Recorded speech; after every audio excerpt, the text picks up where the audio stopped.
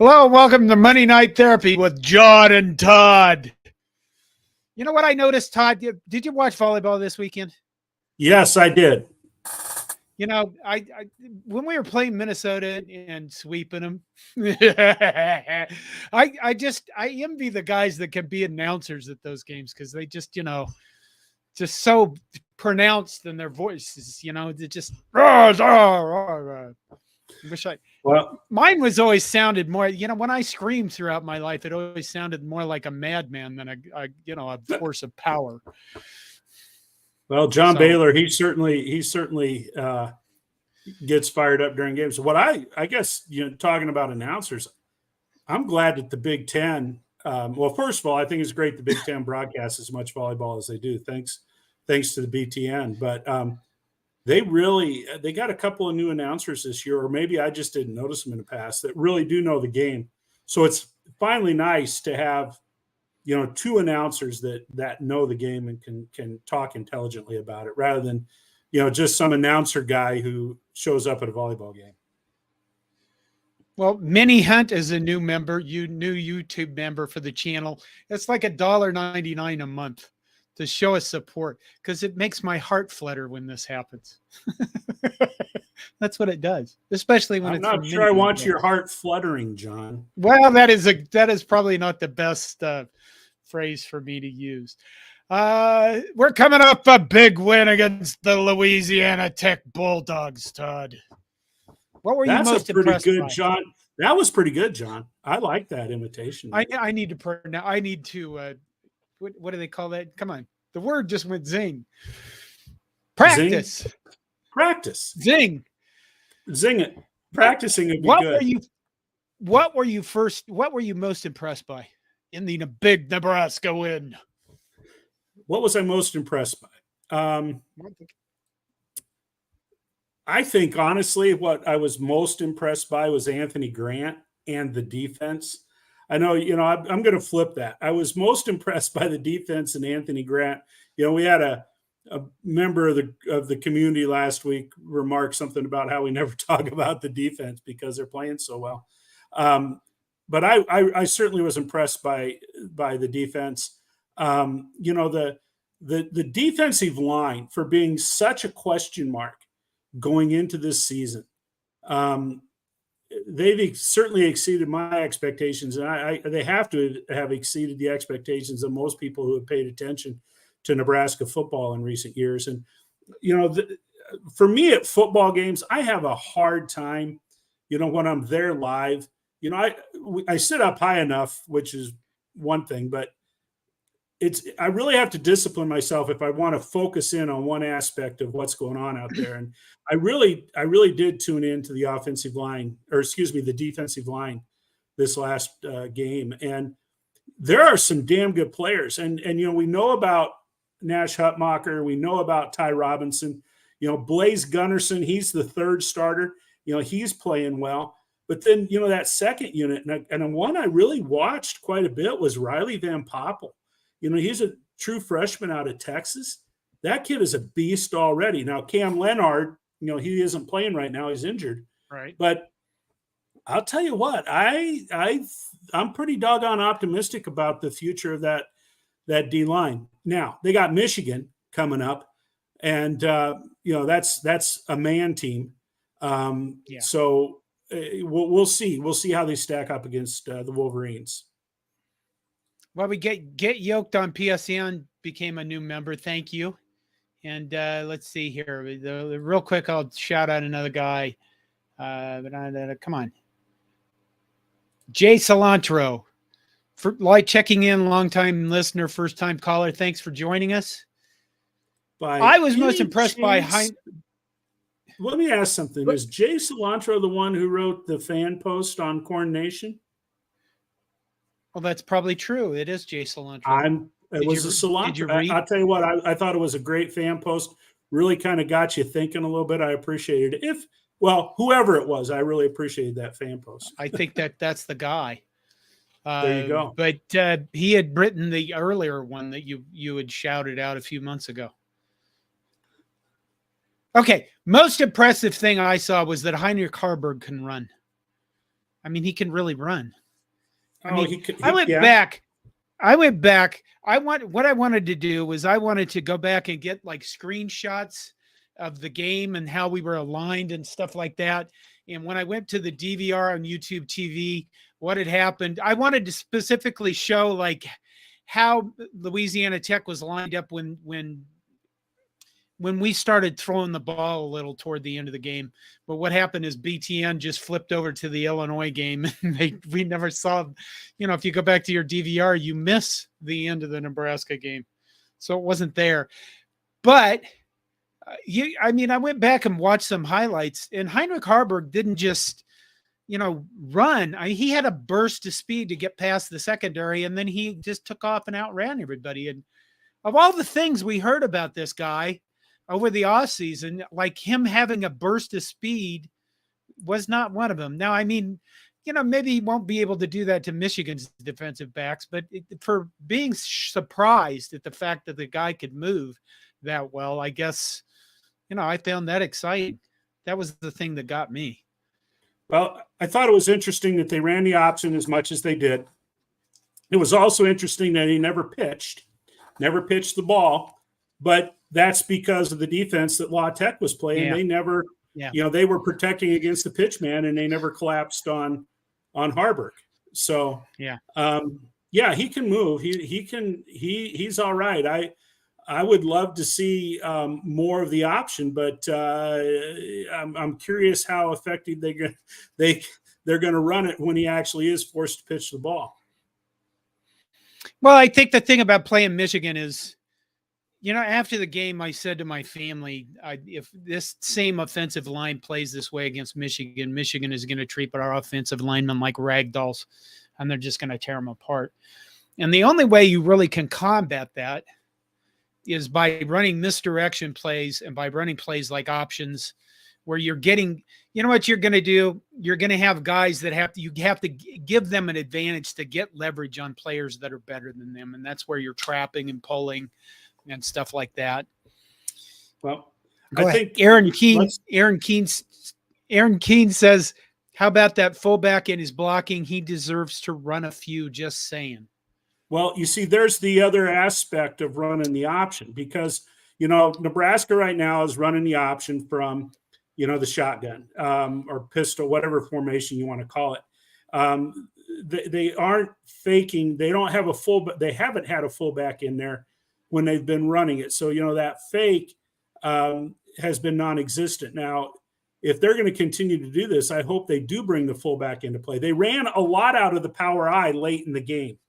Out of the I formation with a fullback there. They had 9 consecutive running plays, and there you go. And in most instances, there was a fullback there in the game. So, that would add to their options that they would have if they did have a few fullback run plays. Now, I'm drawing a blank on the kid's name that was in there most of the time at fullback. But he got dinged up, and there's, I haven't heard an injury report. I hope he's able to come back this week. But, I guess I left something out earlier, and I'm not just going to sit here and gab, but you asked me what I was impressed by the most. I did say the defense and Anthony Grant. I really was impressed with Anthony Grant. He had quite a few carries. He was effective at the perimeter. He was also effective inside. So it was, Anthony Grant had a good start to the season last year, and then he wasn't that impressive in the later games. The bottom line is that when Anthony Grant puts his foot in the ground, makes his cut, and goes, he's a really good runner. But when he starts dancing a bit and is indecisive, he isn't nearly as good. Okay, here's the formation Nebraska was in when Harburg had his 72-yard run that was called back. And you'll notice that it's spread out a little bit. Here's the formation that they were in when Harburg had an option keeper. And again, it's spread out a little bit. And then again, here is the formation again when he had that long run. This is the last touchdown. This is the formation we were in. You'll notice again, it's spread out. And I think that I think they're going to have to do that to Michigan. They can't group them in the middle of the field. The Michigan will just bring everybody into the box and tear them to shreds. No, if they expect to get any yardage whatsoever. Well, and Michigan is going to run a defense that they'll be coached up, and they will take Harburg. They'll take him out. I mean, I don't mean that they're going to take him out. No, what I mean is that they will attack Harburg on that option.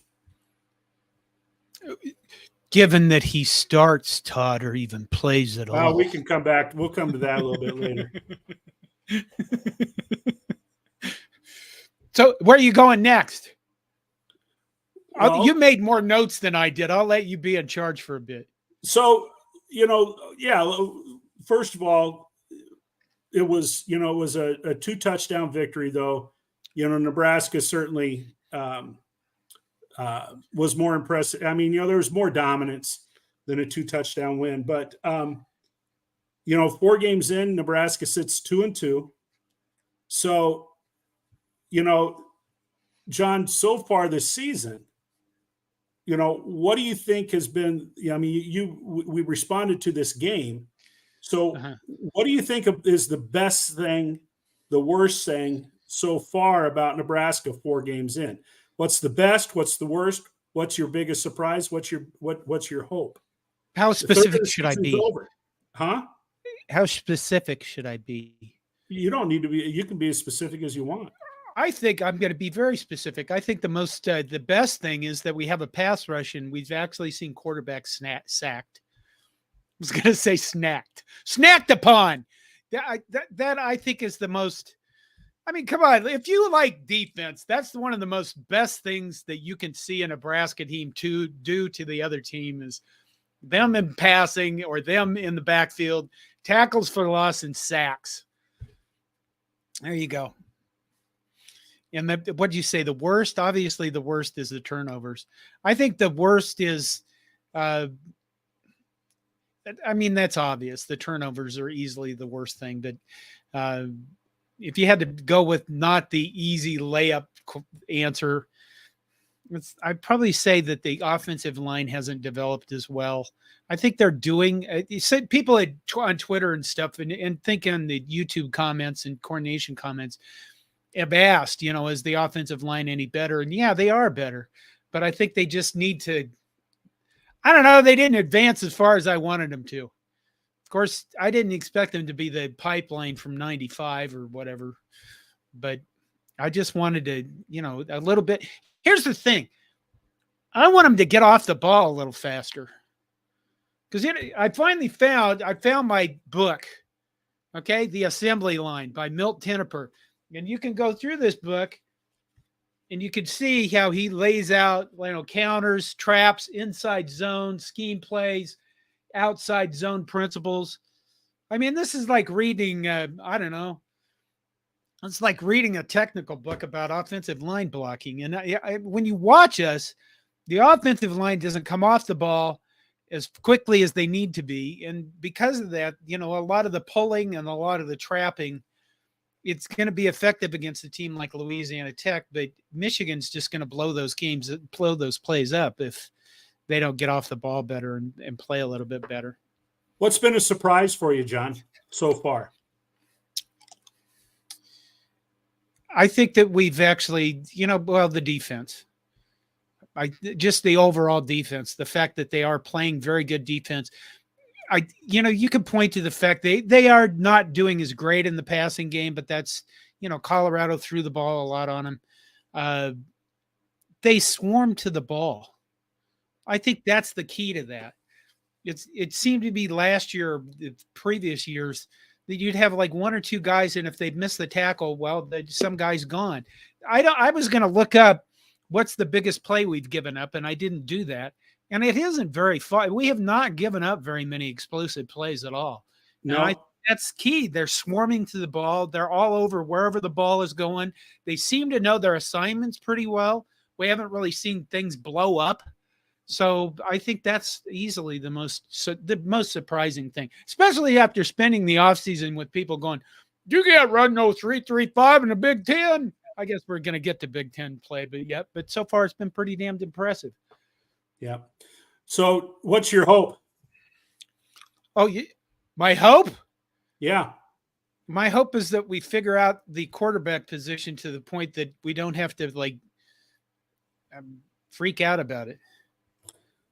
Well, reading through these comments, and I'll just jump in real quick with mine, and then I think we can throw some of these comments up here. Yes. Oh my God, he froze up.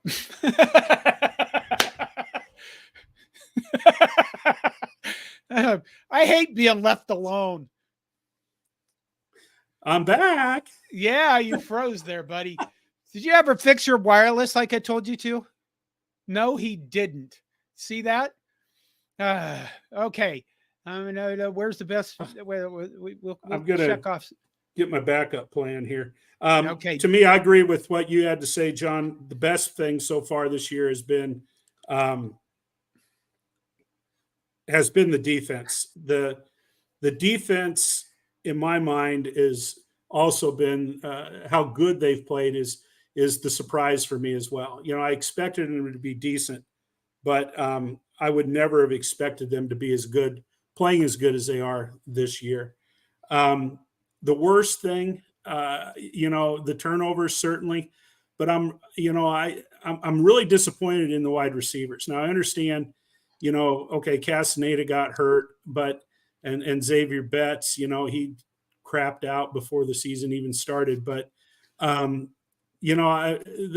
wide receivers have not been good, and that's been a little bit frustrating for me.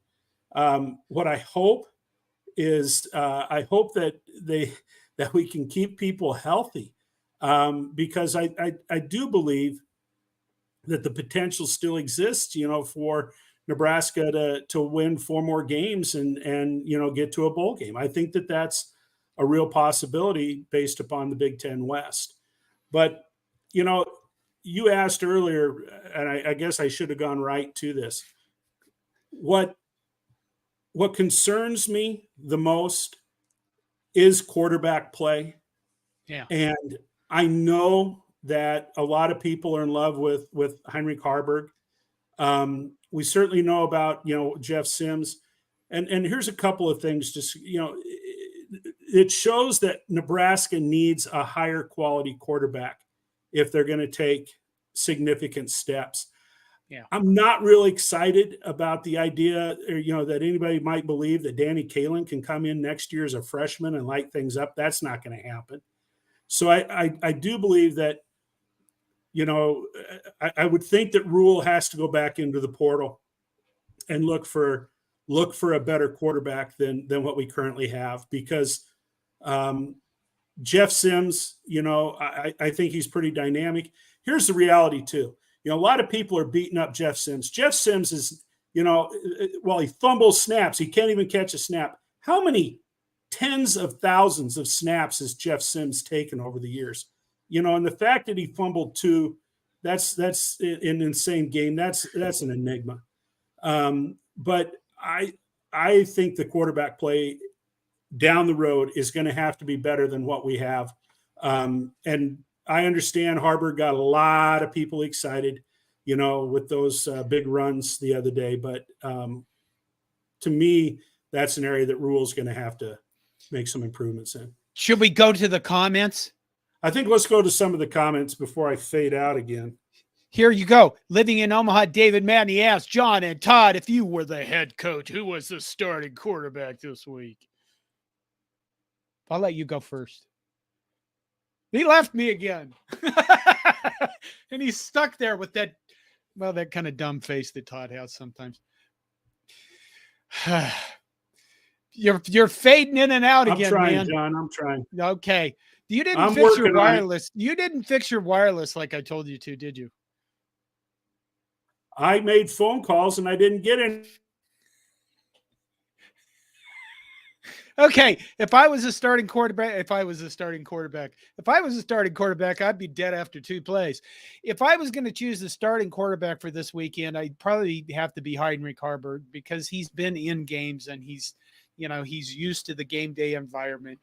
And I don't know if you just want to put it this way. If you put Jeff Sims in the game against Michigan, even if it's at home and he has problems, I mean, you've pretty much destroyed him for the year. And I think you got to go with Heinrich Haarberg to start this game because he started the last two and he's kind of used to it.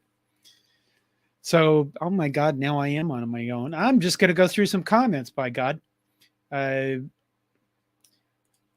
go with David Mantney again. I think tackling in practice is making a big difference. Yeah, it is. I mean, I think it's pretty obvious. It's not that just that they're making tackles. Again, they're swarming to the ball. Again, they understand what they're doing on defense. Tackling is so much better. It's vastly improved. John, I heard something about Sims, and were you referencing, the comments about he should start against Michigan? Yeah. No way. I didn't. I said no. I said Haarberg because all right. Has to. Billy Tuesday says, if you guys beat Michigan, I'll donate $200 to John's Choice of Charity. Normally the choice of charity is me, but I get the idea. And I would love nothing better than to donate $200 to, I don't know, something. I need I don't know. I would have to look for maybe a heart attack survivor group or something in Nebraska. This is something I've been thinking about. You need to think about this too. We need to do something where we're helping out a charity at some point here. Because I would like to do that as part of, as part of the YouTube channel, as part of our site, start something every year where we're donating to, I don't know, a heart association or a brain injury outfit. Those are my two things. Okay. There you go. Scott Howard says kicking game must get better. Scott, I don't disagree with that. I mean, I'm not sure that holding call made a difference in that kickoff that was returned and eventually called back. Alvano has he missed a field goal opportunity the other day. He's missed more than one. I would have to say that the kicking game does need to improve, though the fake kicking game is doing very well. Little old Timmy Bleekreuth, that was beautiful. Awesome. It was beautiful. I'll let you handle the comments. You marked a bunch of these. I'm trying to find more. No, the little starred things. I'm going to the stars. I don't know what you had. Okay. Jay Cilantro says tackling is greatly improved. Yep. Scott Howard also says defense has been the biggest and the best surprise. And to those, we certainly agree with those. What else do we got here? John, Marcus Rystrom says, John, do you think we can get 4 more wins? Yes. I mean, listen, if there's anybody out there that doesn't think we can get 4 more wins, you haven't been watching football and you haven't been watching our opponents, because our opponents are a mess. Maybe not Michigan, but the opponents that we have after that are largely, quite frankly, a clusterfuck from hell. That's what they are. I mean, it's time for a graphic. Or let me put up I got to find this. This is the game comparison, the stats, the official stats from Penn State, Iowa. And I don't know, I didn't watch this game. I watched a little bit of it and I thought, oh my God, why am I doing this to myself? What is the most surprising thing about this stat line to you, Todd? Rushing yards for Iowa. 20. That blows my mind. I think the most impressive thing for this on the Penn State side is the time of possession. That's incredible too. I mean, that's over a 3-to-1 time of possession, 14:33. That's just incredible. I mean, that's a level of offensive ineptitude that I didn't think anybody could get to. Granted, you could look at this and go, wow, Penn State's defense might be the most amazing thing ever. There was a time in the second half where I was watching the stats and kind of watching a game tracker, and Iowa had 63 yards, and then they had 54 yards, I think it was. And then they lost 6 more yards on a sack and fumble after that. I mean, it was a truly unbelievably bad game for Iowa.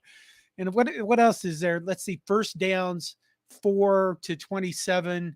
Total plays, 33 plays Iowa ran, and Penn State ran 97. That is just, well, it's sad.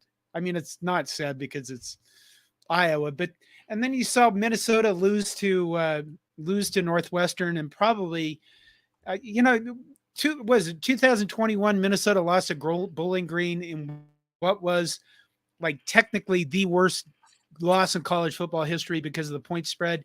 Losing to Northwestern, I'm not going to say that PJ Fleck may not survive it, but I'm guessing there's a lot more people that are wondering if PJ Fleck should stay in Minnesota for a long time. Okay, we're going to take a double one. Okay. Mark George says, shouldn't we all just relax knowing these are young men developing as athletes and more importantly, men? And then Dion Pryor comes back with, Mark, these are paid athletes. We don't need to relax. Respond to those two things, Todd. Oh, you're going to make me do it, huh? Yeah, I am. Well, I tend to be more in the camp of the first comment.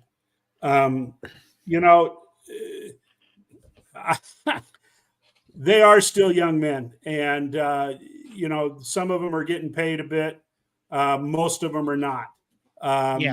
Say what you will about a college scholarship, those that ship has sailed. These guys put in a tremendous amount of time. The commitment for college athletes is incredible, and I'm not going to bash on those guys. So I guess I'm kind of, I think we do need to relax a little bit. I listened to some of the call-in shows. I listened to some when I was driving home the other day from the game. It just blows my mind how I don't know what the word is, but it's, people are already, I don't know, just how extreme they are. Like I said earlier, the Jeff Sims bashing is ridiculous. I mean, he had a really bad start, but Jeff Sims is not a pathetic quarterback. And, it's I don't know. And I think the word is apoplectic. Well, yeah, I can go with that. So I kind of get what you're saying. I don't think we should get personal about them, but at the same time, sports gives us a chance to escape our regular lives. And if you actually turn your focus away from sport to life, it's getting really kind of difficult. So we need sports more than ever. You know what we need in our sports, Todd? What do we need? Taylor Swift. I think we do too. I've instantly become a Kansas City Chiefs fan. You know what Mark George is really saying here, Todd, is he's saying you better calm down. You're being too loud. Okay, we should move on. And then Mark George comes back with, where's the best pizza in Lincoln, Todd? That's where I've been. That's why my mind, he caught my imagination here. Mark, Yaya's and Lazari's. Lazari's and Yaya's. Those are the two best pizza places in town. There is one down there in the, John, we went to it with Aaron. Mushroom or something like that. Oh, yeah. It's the Magic Mushroom down in Magic the Mushroom area. That was very something good. like that. That was pretty damn good too. So Todd informed the waiter that if he had two of the kind of ale he was drinking, that what would happen to you? You would shit your pants or something. What I said, John. You said something about shitting your pants. I'm sure I did. Yeah, you did. Thank God I was here to remember that and bring it up. Okay. Red Wine 65 says, I'd start Sims, give him a chance to redeem himself. Then if he turns over the ball without getting hit, Put Heinrich Harburg in. Plus, it may be smart using two good quarterbacks so one doesn't get beat up too much. You don't No, agree with that, Todd? 100% I disagree with that.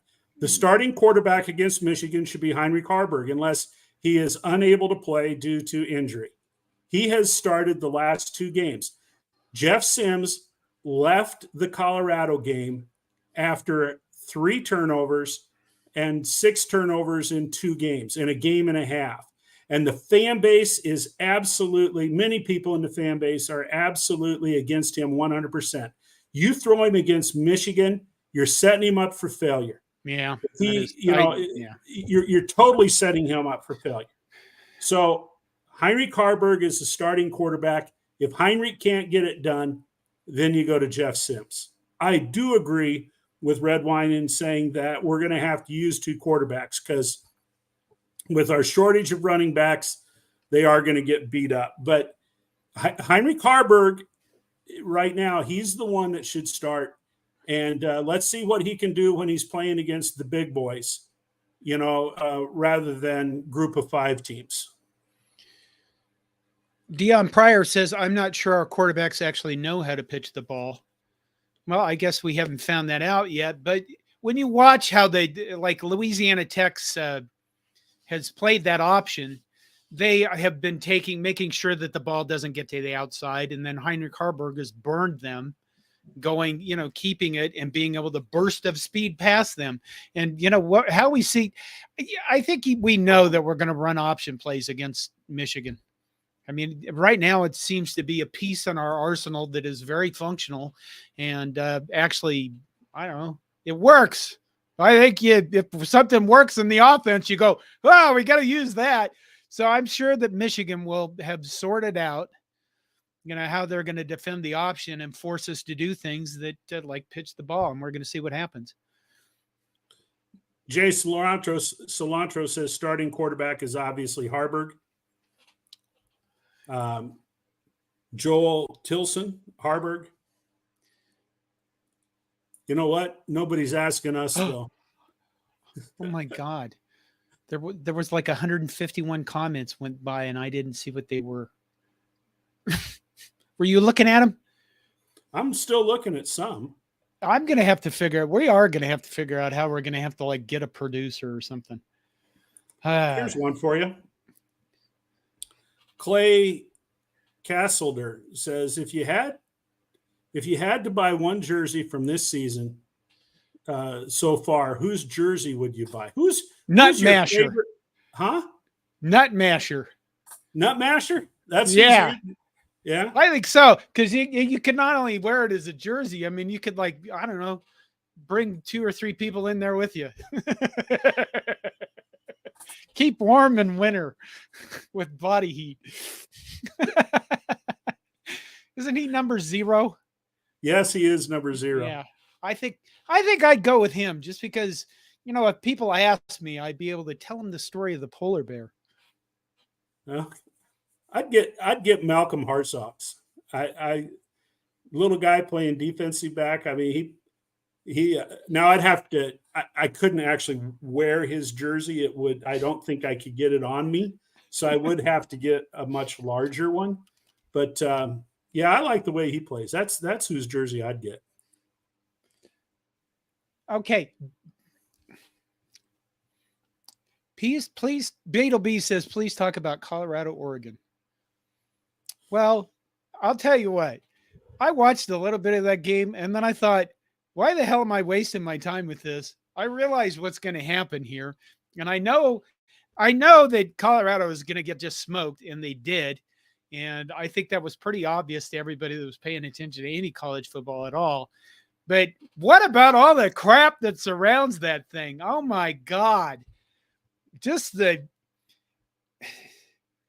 was going to do a video about this, and I didn't think it would be that popular, so I may still do one about it. But Matt Brown is a guy who he was my college manager for a while at SB Nation. He went out on his own. He writes a newsletter, makes money off selling his newsletter subscriptions. But he pointed out that a lot of the buzz and the reason why we keep seeing these guys like Fox and ESPN College Game Day go to Boulder, and the media personalities and all that stuff, is because the new college football going forward, as we move into this new year, is going to be all about brands and personalities and stuff like that. And that's why they love Deion Sanders. It doesn't, the play on the field is taking second place to the personalities surrounding the game. And you really see that with Deion Sanders, because if you go over on Twitter, you have all these people that have never watched college football before that don't get that I hate Deion Sanders for the sole fact that he's the head coach of the Colorado Buffaloes, and I hate the Colorado Buffaloes. It's got really nothing to do with Deion Sanders. I mean, I don't like the smack talking, but he takes it over the top. I don't like his son at all because he hasn't earned anything that Deion Sanders has. But they don't get that this is college football. And I've seen people on Twitter say this is cult-like. Yes, it is. And I saw a cult-like behavior in college football as college football fans.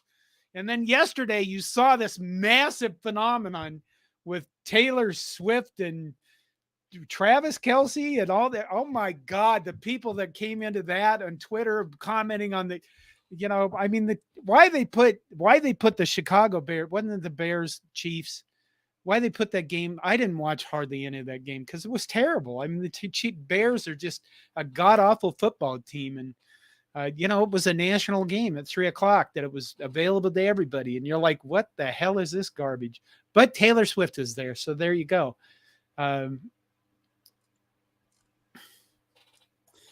What is this? John, what is the black box thing on the front page of CornNation? I don't know. What is it? Are you blocking ads? I have no idea. Go on. I'll look it up. Well, there's quite a few comments relative to, well, here, John, you were talking about a charity here. How about Clay Casselder says donation to children raised in Iowa. I'm one of those. So Jay Cilantro is referencing his own fan post because some idiot that pinned it didn't actually add a photo to it. So I should have added a photo. Okay, go ahead. Mark George says, shouldn't we be more positive regarding Sims? It seems obvious that this is the best quarterback held back by only at the level of confidence. Mark, I'm in agreement with that, but at least tonight, I think we're kind of in the minority. I think, in my opinion, Jeff Sims is going to throw interceptions. He did at Georgia Tech. That's going to happen. It's on, but he's not going to throw in 3 interceptions a game. He's not going to fumble snaps like he did before. And, when people are saying that he's failed at his job, that sample size is too small. I mean, we're talking about a game and a half of football. And so we, who have never seen Jeff Sims play before, who have never been at a football practice with Jeff Sims, when I say we, I'm talking about Nebraska fans. All of a sudden, we're saying that this guy is a piece of crap. That's ridiculous. That is a short-sighted, ridiculous comment. So, yeah, I don't know what we beat this drum. We can move on from that. Well, Colorado has USC this weekend, and they're going to get annihilated again. And Fox is already going to be back in Boulder. Why? Because of the personalities. Well, yeah. So, I mean, Deion is bringing a lot of clicks, just like the Oregon coach said. He's creating a lot of clicks because of all of the attention that Deion Sanders brings to himself, and he has ever since he was, a freshman at Florida State. Tiny other people are going to be attracted to him. I mean, that's why Warren Sapp came out and said, I'm going to Boulder next year and I'm going to be a coach. I'm coaching at Colorado next year. I wonder if Deion has actually invited him or if Warren is just going to show up and all of a sudden he's going to be the defensive line coach. I don't know. But, that brash look at me kind of mentality, you know, think about the culture we're in right now. That is incredibly attractive to young people. I mean, people are all over TikTok. Look at me. Instagram. Look at me. Twitter. Listen to me. You know, I mean, it's YouTube as well. Look at me. Look at me. Look at me. And Deion Sanders has personified that. And folks, and I don't know how long he will, but if Deion Sanders stays at Colorado, he will consistently have the number one ranked recruiting classes in the country going forward, because a lot of young players want to play in that kind of a culture. They want to be there for that. And if you think it's hard to like, actually, if you think it's easy to hate Colorado, it's going to get a lot easier going forward, because with Deion Sanders, you know, basically brought up an old Scott Frost comment. If you're going to get me, you better get me now. I think that's going to be pretty true about the Colorado Buffaloes and Deion Sanders. Caleb Ward with the super chat. Thank you, Caleb. Do you think any running back besides Grant makes a good contribution this week? We can't rely on him too much, or he'll get hurt too. I think that was probably one of the most disappointing things about the game against Louisiana Tech, is we didn't see really a lot of rushes from other backs. Emmett Johnson played some, and I guess he got his feet wet. But, I mean, beyond Emmett Johnson, you have Cole Ballard, who was a walk-on freshman from 185-pound freshman from Elkhorn. You've got the Ives kid. Yeah, Quentin Ives, who's supposed to be he's supposed to be a diamond in the rough, isn't he? Yeah. 6 foot 285-pound freshman from Beverly, New Jersey. Maurice Muscuza, who we've heard nothing about. And then Kenneth, who was a junior, by the way, transferred from Philadelphia. Kenneth, Philadelphia, the town, not the Philadelphia Eagles. I think that'd be illegal. And then Kenneth Williams, running back, 5'11", 175-pound freshman from Detroit, Michigan, and Lincoln High School from Nebraska. So there's not a lot of depth there. I mean, the number of guys that have actually had carries beyond Anthony Grant is – Trevin Lubin is listed as a running back, but I think he's been playing more of like a fullback. And then the only one with any carries is Emmett Johnson. So somebody has to come along and help out here. So, eek. You know, kind of shifting gears a little bit away from the quarterback talk, Michael Hansen says this Saturday both teams will get a real test of trench play. This will be the toughest game NU plays all year. Go Big Red. Fun to see the option back. Hope it's effective. I did hear on one of the call-in shows that many people think Michigan's got the best defensive line in the country. That's not a real good matchup for Nebraska, especially when Nebraska wants to run the football. You know, we talked about what kind of depth is there behind Anthony Grant. Emmett Johnson had a few carries. You know, I think he had positive yards, but they really didn't give him the ball enough on Saturday to really get any idea of what he's capable of doing. You know, not spending a whole lot of time, you know, dissecting everything. I think it's going to be tough to run on Michigan. I think it's going to be a very difficult task. And therefore, Heinrich's going to have to click with the passing game, and they're going to have to figure out a way to get some receivers open to move the ball against that team. Matthew Braz says, no, Colorado. I'm stopped watching this channel. I'm signing off. So goodbye, Matthew. I mean, Colorado's the thing, man. That's just the deal. Deion Sanders is a big name, and it's driven stuff all over the place. And, you know, the honest to God truth is when you look at your analytics and you do this stuff and you're going to be on YouTube, you're going to have a podcast, you're going to be on Twitter, anything. If you're going to do media, you have to deal with the 800-pound gorilla, and that's just how it goes. So, yeah, we're going to cover Ryan Day, Todd. Yeah. Ryan Day beat Notre Dame. Did you watch that game? I did watch that game. I told you. I really like Notre Dame's offense. That is an offense that I love to watch. I understand they got beat, but that's the kind of football I would like to see Nebraska play on the offensive side. What did But you yeah, think I watched about? that game. I watched Well, that. okay, if in case anybody didn't know, it was a very close game, very low scoring game, very physical. I think is Incredibly that physical. very physical. In case you didn't know, some things happened at the end of the game. Number one, Notre Dame only had 10 players on their last two defensive plays, and one of those players would have been in probably the position where Ohio State did a power run over the left guard and scored basically from the, I don't know, half-yard line. Number two, Ryan Day went off on Lou Holtz because Lou Holtz he'd gone on Pat McAfee's show, I think, or Pat McAfee's podcast, and said Ryan Day didn't win. He wasn't winning because his teams weren't physical. And Ryan Day went off on this after the game was over with a very emotional, bashing of Lou Holtz for saying his teams weren't physical. A lot of people were upset with Ryan Day because why would you respond to some old man? Which, come on, man. It's like, what? You don't have to listen to your elders anymore?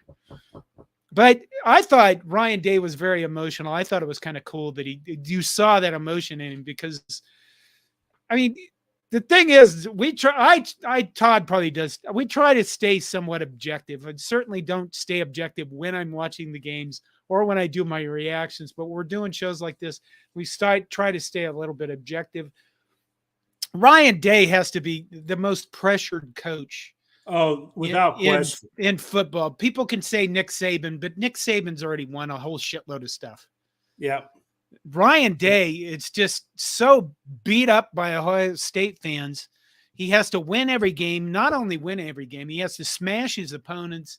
It's unbelievable, the Ryan Day stuff going on. Well, he was handed the keys to a Lamborghini. Yeah. And, the expectations have never cooled ever since, he got that job. And he is in a tough spot. He really is. But, I wouldn't mind being in that spot, but I don't know if I could handle the pressure. Okay. Go ahead. Well, here's MW 187 says, John and Todd, do you both keep receipts like Dion? I'll go first. I have no idea what that means. You don't? No, I mean, it means you keep grudges. Basically, it means that he remembers all of the people that said negative things about him. Well, I'm kind of petty and keep grudges. I'm not proud of that. So I guess I have to keep receipts in the real world because I married an accountant if I don't bring one home. So I guess I'm pretty good at that. I do not. I'll be honest with you. And this is an interesting question, but I do not. I do not keep any grudges. I do not even remember people that try to insult me. I don't even take most things as insults. And the reason for that is one of the things I've discovered about living with a brain injury is that if you let anger and hate dwell in you, it wears you out a lot faster than if you don't. And that's an honest to God statement. If you hold grudges and you hold that stuff inside you, you might as well be eating poison. And so when he says he keeps receipts, whatever. I guess if you're that, honestly, I want to say petty. I don't think that's it. If you're the guy that wants to carry around that baggage with you, so be it. But I don't do any of that stuff anymore. In fact, most of that stuff, people like comments we get, personal comments that are kind of nasty sometimes. I don't really even, they don't affect me. They don't bother me. They just move on and I forget about them unless they're right. Every once in a while, somebody would say like, this was a really lazy article, John. And I go, shit, he was right. That bothers me. Joel Telshaw says John walking the Michigan sideline in a tube top wouldn't probably help us this week. This one is all about our fight and sticking to the game plan. I definitely agree with everything that you say there, Joel. And heaven forbid, should we ever be exposed to John in a tube top. Yeah, nobody should have that. Wait, we got to take the super chat. Fred Sacco with the super chat. The Dion thing is short term. He isn't even 75th recruiting now. He'll get people through the portal. Maybe he can get a new foot that way too. Fred, you always get that last sentence in there. Okay, go on. Well, here's one that I think's interesting, and this is from Colin J. Do you think Marcus Buford will get his starting spot back once healthy? Omar Brown and Singleton are better than he ever did in playing better than he ever did, in my opinion. You know, again, we don't know where Matt Rule stands on that whole idea of whether or not you lose your position because of an injury. You know, we talked about that quite a bit last week, and you know, previous coaches kind of had that opinion. You know, I don't know, but I'll tell you what, we really can't complain up to this point about Omar Brown and I think it's Deshaun, isn't it? Deshaun Singleton. Yeah.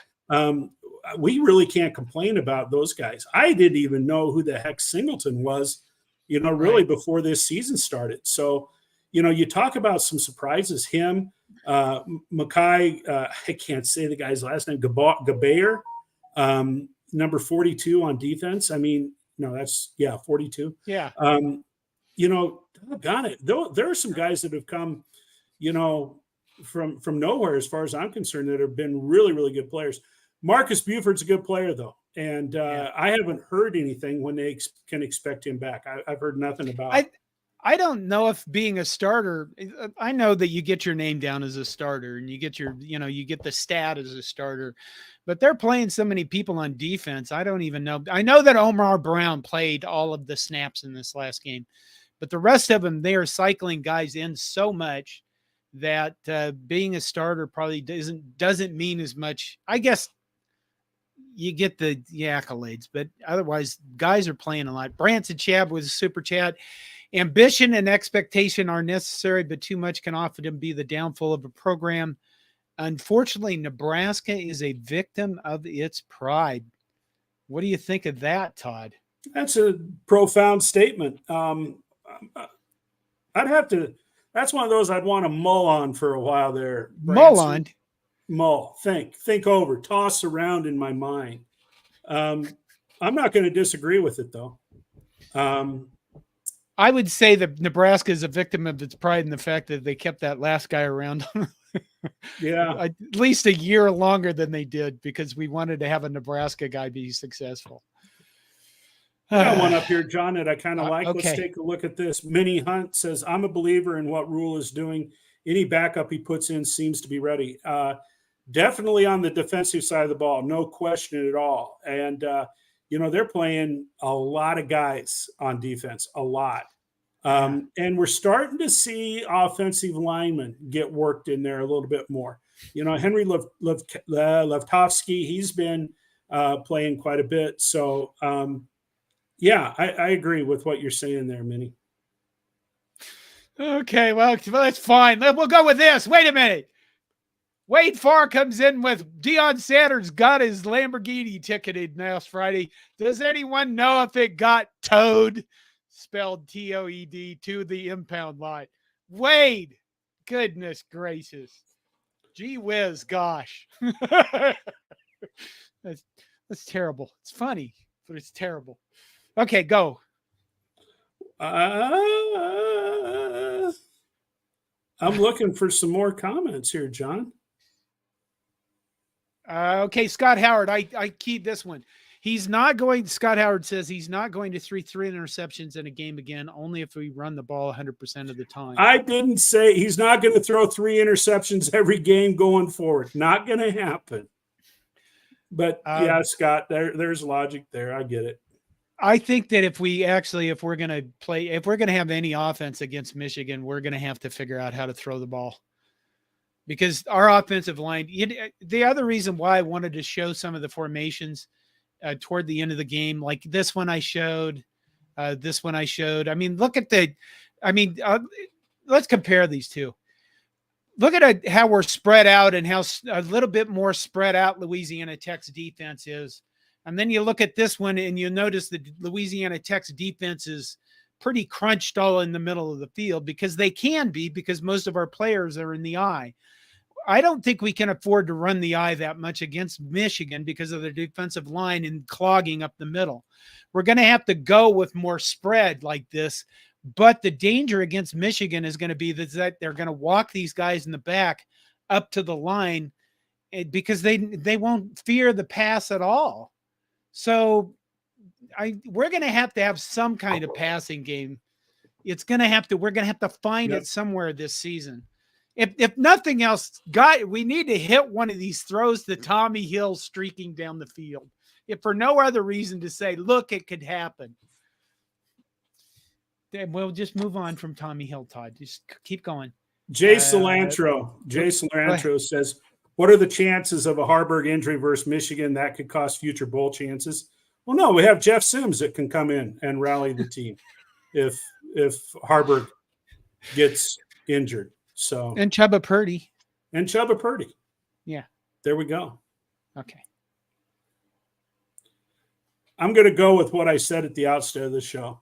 Nebraska going forward is going to have to upgrade quarterback, the level of quarterbacks they have. If they're going to fight for the top of the Big Ten, we have to have higher quality quarterbacks than what we have right now. Oh, shoot. Blaine Cole says, who do you think the offense wants in at quarterback, or does it matter? Well, I think that you would want to play for your quarterback no matter what. I mean, honest to God, offensive linemen, especially offensive linemen, it's like they have a duty, like a knight or a paladin, to protect their quarterback and pass protection, and to do the best they can do to open holes. And really, it shouldn't matter to them who's behind them. Now, does it? It probably does. They probably want the guy that they believe has the best chance of winning the game, but their mentality should always be, no matter what, nobody hits my quarterback. And especially nobody hits my quarterback late. And if they hit my quarterback late, I kill them. And, that should be true for no matter. Fred Sacco comes in and says the offense doesn't care who's back there from the look of it, as far as pass blocking goes. The thing is they've been better, but they just haven't been consistent. That's the thing. Yeah, I agree with you. I agree with you 100%. Okay. Joel Tilson transfer portal. Okay, I'm trying to get ahead of myself. Joel Tilson transfer portal for future quarterbacks. Probably at least to stave over a year. If Jeff Sims completely flatlines, and Danny Kalen is going to come in as a freshman, you still have to have some of the guys in there. I think the problem is this. Like, if you look at Caleb Washington, right? Plays for USC, probably the top Heisman guy right now. His father has come out and said, even if he's the number one draft round, the first guy taken in the draft, he may stay in college. Why might he stay in college? Because he's probably getting $2 or $3 million a year to stay in college. And what we're going to find out of the transfer portal is probably directly influenced by how much we can pay a quarterback. And I think as a management person, would you really, right now in Nebraska's development as a team, are you really going to just throw $3 million at a guy and he's your quarterback compared to all the other holes you have on your team? I don't know. That's where this roster management, that's got to be some kind of like chess playing 4D, I don't know, nasty level of management that I don't want to comprehend with my feeble mind. Aaron Kane has an interesting question. Is there a chance that there is more in the playbook than what we have shown in anticipation of Michigan? I think this offense has, I don't know how deep the playbook is, but what we've seen has been pretty consistent from one game to the next. So we saw more option this last game. I think there's quite a bit in there where you'll see some of the same, but they'll do different things off of it. I hope we don't see what we witnessed under the former guy, where we see 5 or 6 completely new cute plays that they don't that aren't complement connected. one another. Yeah, they're not connected and they don't complement each other. Right. I don't think there might be some trick plays we haven't seen, but I think right now with the counters they run and the traps and the pulling they run, they have to run those plays. If those aren't plays you just show up and start running one day and you get them correct. And I don't think you can do that in practice either. You have to be running that kind of stuff on a consistent basis to get it down. I mean, it's kind of, if you watch teams that aren't named Nebraska, by the way, and they run an option play here and there, they're usually really shitty at it, because if you're going to run an option, you have to run an option as a part of your offense. You can't just go, hey, let's run an option play here and see what happens. But teams do that. And then they're shocked, like they fumble the ball and stuff, or their pitches are crappy and the timing's off. All that stuff is about timing, and you have to be able to go through the reps, and game day reps are more important probably than doing practice reps in that case. Minnie Hunt says, Rule is all in on Hill. Hope we get to see why soon. You said it a lot better than I've said it, Minnie. I am wondering what everybody sees in that number 31. So we'll just hide that. Thank you. I've been chastised because I've... Oh, you have not. Okay, a little bit, because you just go on and on and on about it, for God's sake.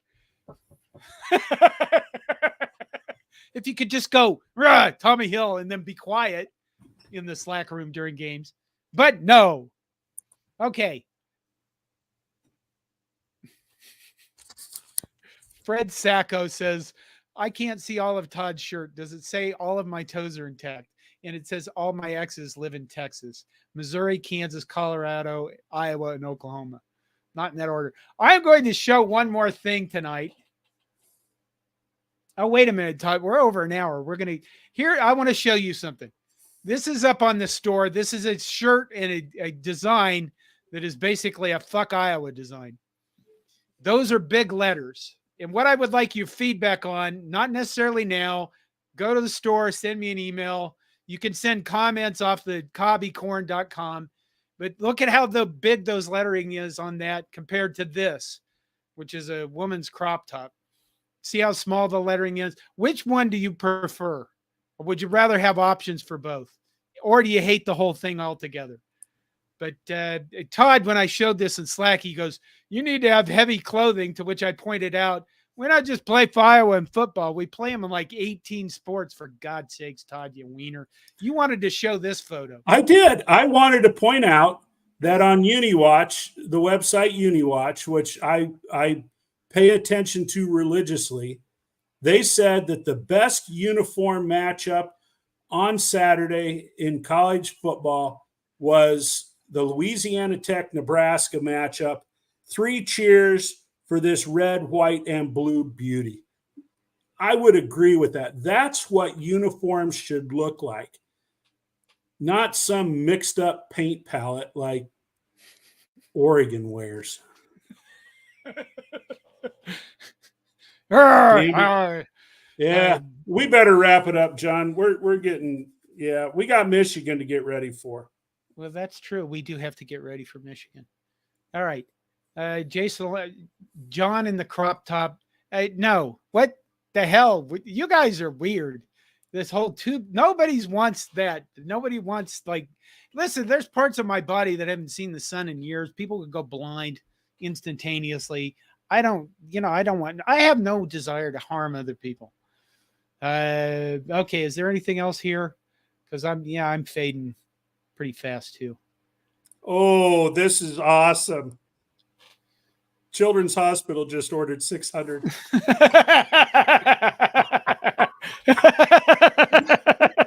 Oh my God. Well, Minnie Hunt says, yes, I will buy it. Big letters. I want you to send me an email, and Minnie, I would like to review some things with you. Okay. Yeah, I'm kind of pooped. You know what happened? You know what today? Last week I spent a part of the week ripping my brains apart because of a firewall problem for a customer, and I finally opened a support ticket. I know this is boring. I opened a support ticket with the vendor of the firewall and had them examine it because I thought they'd come back and say, well, you did this wrong and this wrong and this wrong. And they came back and said, they just said, your configuration looks perfectly fine. We don't know why it's doing that. And I just blew my mind because I spent so many hours and so much effort on trying to figure out what the hell I did wrong. Anyway. And my brain's a little fried today from that. And Mozilla John, says the lovely life of IT. Yes. So what's your prediction, John?